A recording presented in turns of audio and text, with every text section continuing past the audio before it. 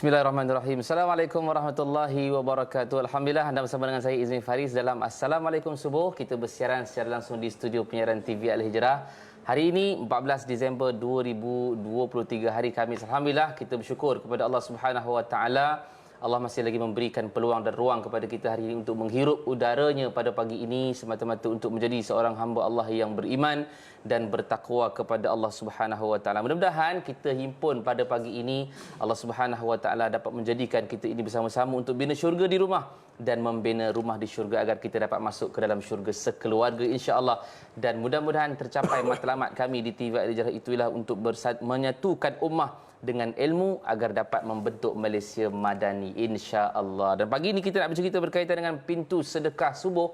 Kita bawakan kepada anda di studio TV Al-Hijrah kita ini yang tidak asing dengan kita, iaitulah Al-Fadil Ustaz Hanafiah Abdul Malik yang merupakan pendakwah bebas lidah kita. Assalamualaikum Ustaz. Waalaikumsalam warahmatullahi wabarakatuh. Sihat alhamdulillah. Alhamdulillah. Alhamdulillah. Senyum sentiasa. Masya-Allah. Berjangkit kami nak senyum-senyum. Alhamdulillah, alhamdulillah. Dan di tengah kita hari ini alhamdulillah kita ada Lieutenant Muda Pertahanan Awam Tuan Muhammad Hanizam Azman, merupakan Eksekutif Jabatan Sukarelawan dan Pengurusan Bencana Yayasan Ikhlas. Assalamualaikum tuan. Waalaikumsalam warahmatullahi wabarakatuh. Sihat alhamdulillah. Alhamdulillah. Tengok badan masalah mak. Kita kena jadi macam bodybuilder jugalah.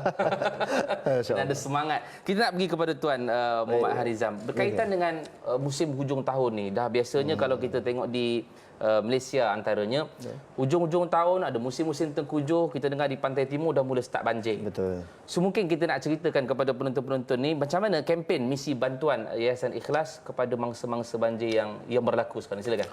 Okey, bismillahirrahmanirrahim. Assalamualaikum. Terima kasih Ustaz Ismi, Ustaz Nifiah. Okey, pertama sekali saya nak ucapkan ucapan jutaan terima kasih lah. Saya nak rakamkan kepada Angkatan Pertahanan Awam Malaysia dan juga Jabatan Kebajikan Masyarakat, Jajahan Pasir Mas dan juga Angkatan Pertahanan Awam Pasir Mas kerana membantu kami lah di Yayasan Ikhlas. Kita membantu untuk memberi sumbangan kepada mangsa-mangsa banjir lah di kawasan Pasir Mas dan juga Rantau Panjang. Okey, untuk makluman Ustaz Izmi, di Yayasan Ikhlas kita telah menubuhkan Civil Defence Auxiliary Emergency Response Team ataupun CDA ERT, yang mana ia merupakan salah satu sayap daripada Angkatan Pertahanan Awam Malaysia. Jadi bila kami tubuhkan CDA ERT ni, kami dapat memberi sumbangan dan bantuan tu lebih tepat, lebih pantas dan juga lebih orang kata terus-menerus kepada mangsa banjir ni. Ya Ustaz, kalau katakan kami sebagai NGO biasa, mungkin kami ada kekangan-kekangan yang kami terpaksa hadapi. Okey, untuk seterusnya kalau katakan untuk Yayasan Ikhlas ni, kita buat persediaan gerak kerja ni untuk sebelum, semasa dan juga pasca banjir ataupun selepas banjir. Okey, untuk sebelum banjir ni kita sediakan kursus untuk orang awam dan juga kita punya sukarelawan. Saya boleh sebut kat sini sukarelawan tim Ikhlas lah. Kita punya sukarelawan tim Ikhlas. Memang kita punya sukarelawan ni strong lah. Boleh kan?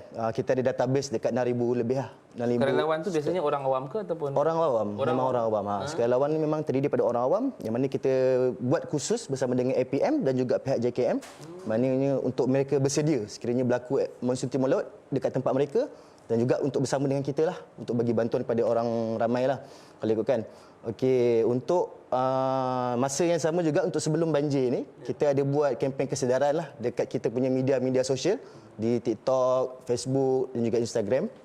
Kita buat tentang ready to go bag ataupun RTG, beg kecemasan lah.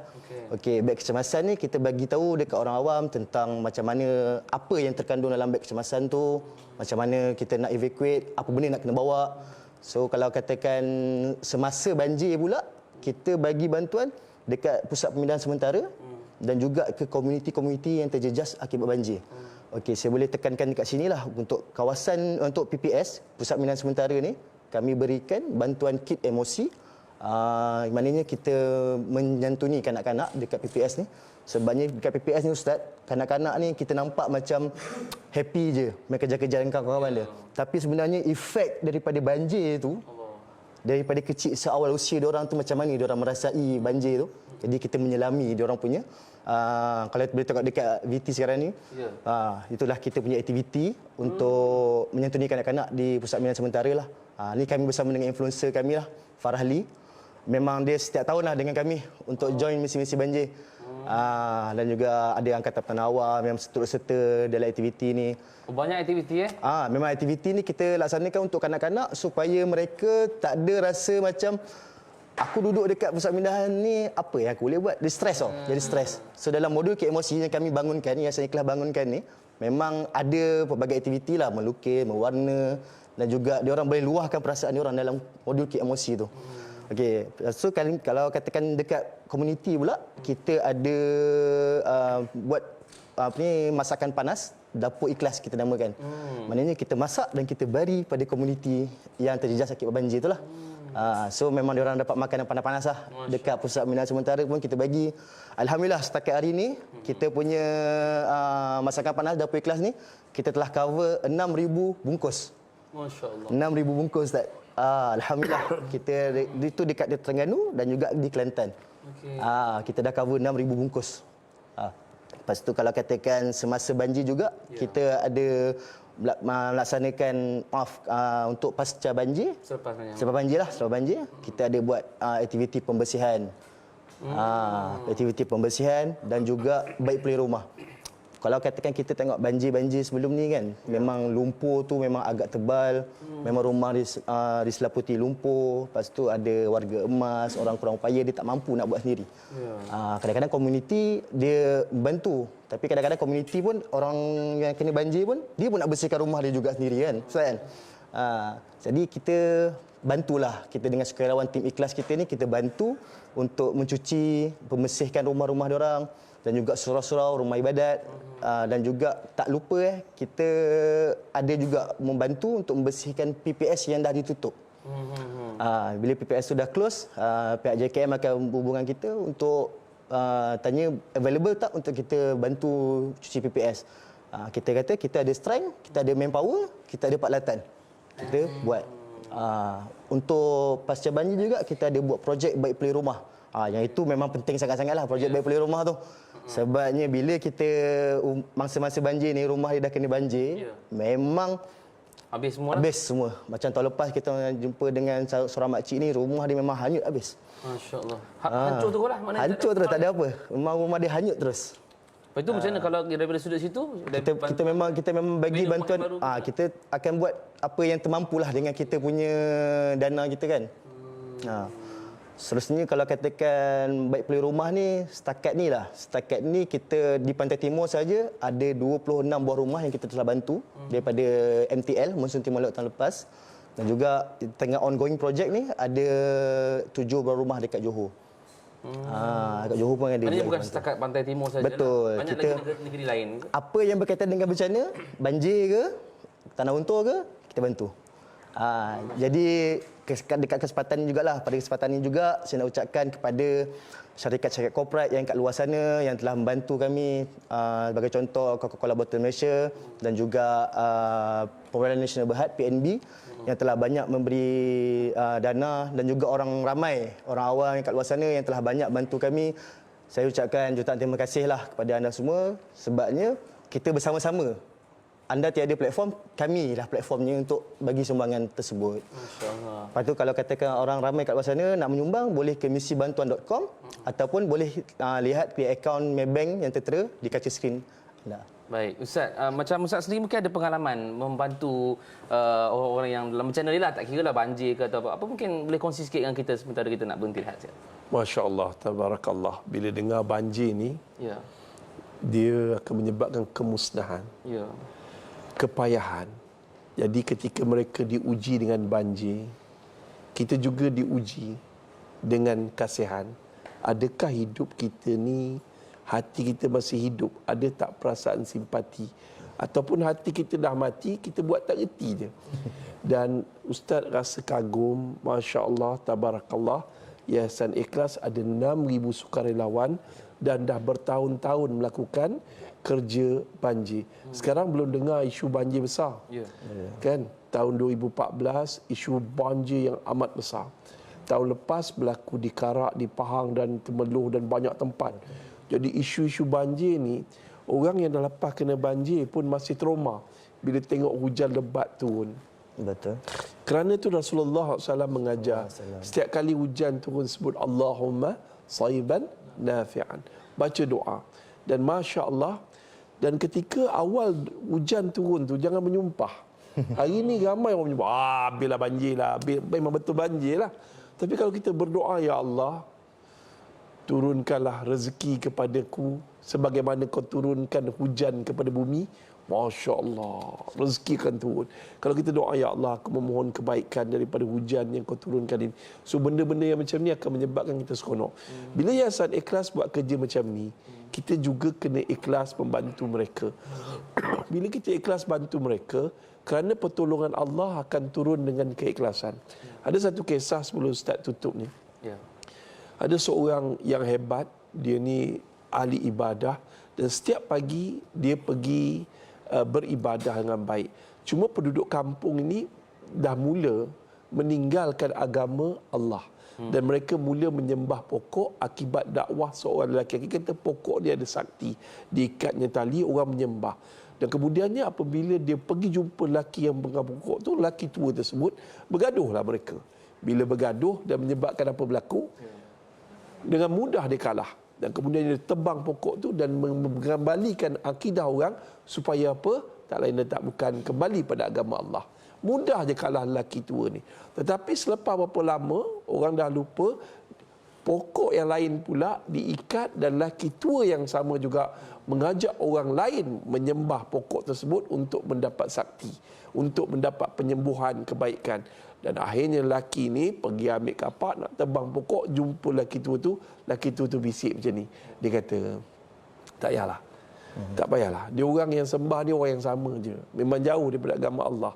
Tapi setiap pagi lepas solat subuh, kau selak kau punya sejadah, kau akan jumpa dinar emas. Dia kata, oh betul juga. Dengan tu kau boleh pergi haji, kau boleh buat apa. Dan apa berlaku, Masya Allah, Tabarakallah, besok pagi, dia lepas solat subuh, dia tengok ada duit. Lusa dia tengok macam tu ada duit. Selepas beberapa lama, tiba-tiba dia selak tak ada dinar emas. Maka dia ambil kapak, dia pun pergi nak kapak pokok tersebut, jumpa lelaki tersebut, bertarung balik. Lelaki itu bertarung dengan mudahnya mengalahkan tersebut. Sebab apa kalah?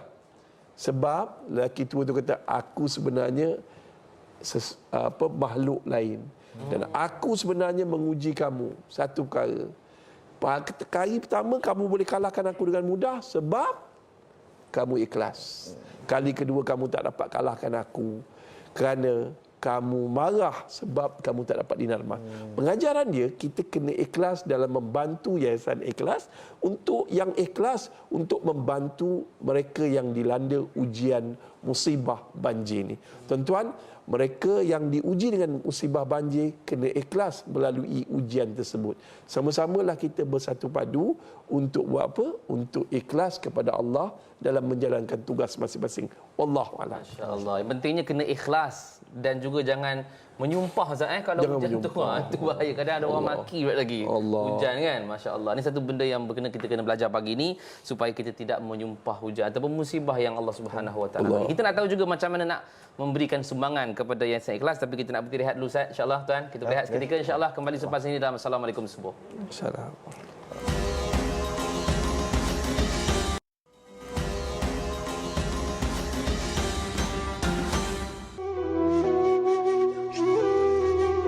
Keperluan asas penduduk hampir musnahlah sebab keadaan sangat-sangat menyedihkan. Akibat daripada bencana inilah adalah kita bersama-sama Yayasan Ikhlas menjadi warga peduli dan prihatin. Baik, kembali dalam Assalamualaikum subuh. Terima kasih kepada anda yang setia menonton kami di TV Al-Hijrah. Dan kita dah dengar banyak dah tadi berkaitan dengan tips, berkaitan dengan pengalaman dan juga kisah yang Ustaz ceritakan tadi dan juga Tuan ceritakan tadi berkaitan dengan pengalaman dan juga perkara-perkara yang perlu dilakukan ketika mana musim-musim terkujuh ini. Tapi kita nak sambung balik dengan Ustaz Hanafiah berkaitan dengan pagi ni, kalau kita nak bersedekah ataupun infak, niat yang perlu ada pada ketika kita nak infak pada pagi ini macam mana Ustaz?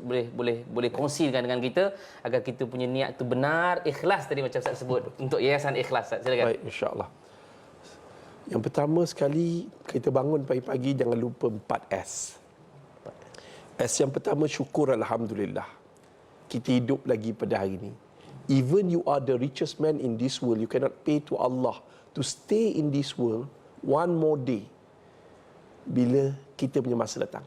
Kita tidak akan boleh bayar kepada Allah untuk hidup lagi satu hari je bila ajal kita tiba. Kena ingat sampai bila. Kita hidup ni, worst situation, we still have a life to live. Kita kena banjir ke, hidup kita susah ke, suami bergaduh, isteri bergaduh, anak nakal apa semua, tengah ada banyak masalah, hutang kena dipegang, kita masih hidup lagi. Bila kita hidup, kita kena syukur. Nikmat hidup ni digilai dan dicemburui dan diminta dirayu kepada Allah oleh jutaan trilion manusia yang telah meninggal dunia. Ya Allah, hidupkan kami kembali. Ya Allah, kami nak ibadat, kami nak solat, kami nak sedekah. Tetapi orang yang hidup tidak mahu bersedekah. Yang kedua, tuan-tuan dan puan-puan, jangan lupa solat. Hidup 1000 tahun pun tak guna kalau kita tak solat. Pujuk hati kita. Kalau tahun ni, awal-awal tahun banyak kita tinggal solat. Tahun ni kita cuba, ya Allah, dan nak ujung tahun ni, ya Allah, aku nak bersiap sedia untuk solat pada tahun depan, ya Allah. Memang solat tu wajib, tapi bagi mereka yang tak solat, baru belajar solat, benda ni sangat berat. Pujuk hati kita supaya kita dapat lengkapkan 5 waktu solat. Tuan-tuan dan puan-puan, banjir ke, sakit ke, lumpuh ke, kanser ke, kat hospital ni, jangan tinggal solat. Dahlah sakit tapi tinggal solat. Bila mati nanti kita diazab. Tuan-tuan dan puan-puan, muslimin dan muslimat yang dirahmati Allah. Yang ketiga, sedekah. Dan awal-awal pagi ni paling bagus sedekah. Sedekah apa? Sedekah subuh. Sedekah ni jalan paling mudah untuk ke syurga.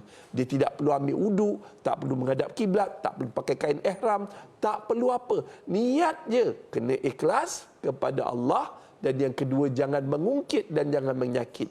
Dan ketika itu, Masya Allah, Tabarakallah, dia akan menjadi jalan mudah. Sebab di akhirat nanti ada pintu syurga. Nak pula sedekah awal-awal pagi ni, pintu syurga ni namanya pintu syurga untuk orang yang bersedekah.